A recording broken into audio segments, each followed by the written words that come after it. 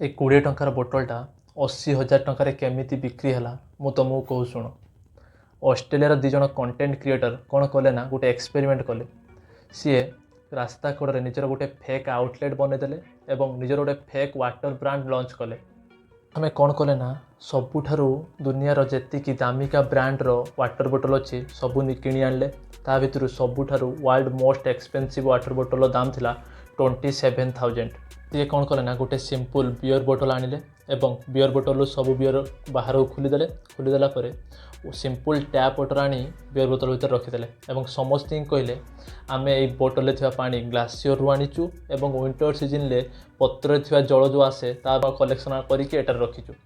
तो प्रथमे सी अलग ब्रांड्र वाटर बोतल को टेस्ट करने देले देन तांको बोतल को टेस्ट करने देले। तो समस्ते कहले से बोतल गुड़ा टिके सल्टी लगुला एटे टिके बेटर क्वालिटीर अच्छी। तो से 80,000 रे बिक्री होला। एथिपाई कहुई प्राइसटा क्वालिटी उपरे डिपेंड करे ना लोकंकर धारणा कौन से ब्रांड प्रति ता उपरे डिपेंड करे।